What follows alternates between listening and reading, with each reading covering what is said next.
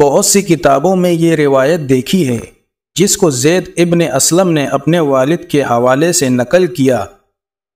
کہتے ہیں کہ حضرت عمر رضی اللہ تعالیٰ عنہ بیٹھے ہوئے لوگوں سے مخاطب تھے تو ایک شخص اپنا لڑکا ساتھ لیے ہوئے حاضر مجلس ہوا۔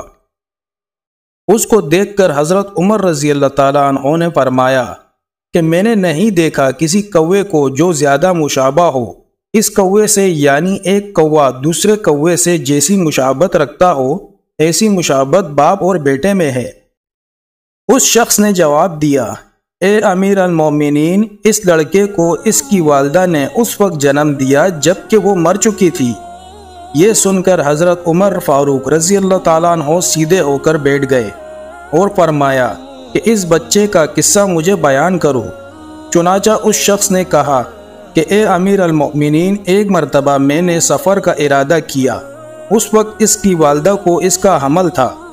اس نے مجھ سے کہا کہ تم اس حال میں مجھ کو چھوڑ کر جا رہے ہو کہ میں حمل کی وجہ سے بوجھل ہو رہی ہوں۔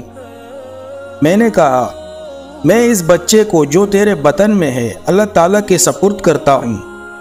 یہ کہہ کر میں سفر میں روانہ ہو گیا اور کئی سال کے بعد گھر واپس آیا تو گھر کا دروازہ مقفل پایا۔ اوروں سے معلوم کیا کہ میری بیوی کہاں ہے۔ انہوں نے کہا کہ اس کا انتقال ہو گیا۔ میں نے اِنَّ لِلَّهِ پڑھا۔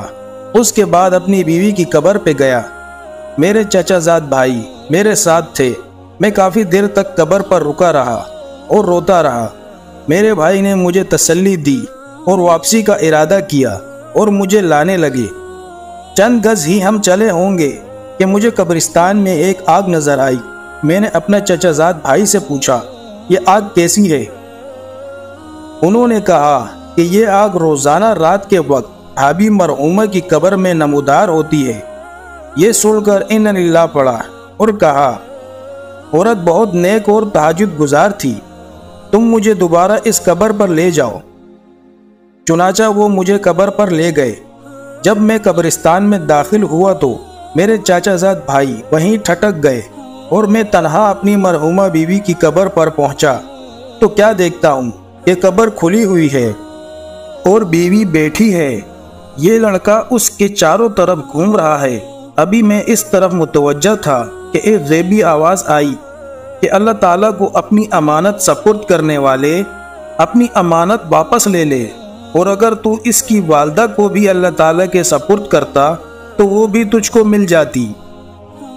یہ سن کر میں نے لڑکے کو اٹھا لیا۔ میرے لڑکے کو اٹھاتے ہی قبر برابر ہو گئی۔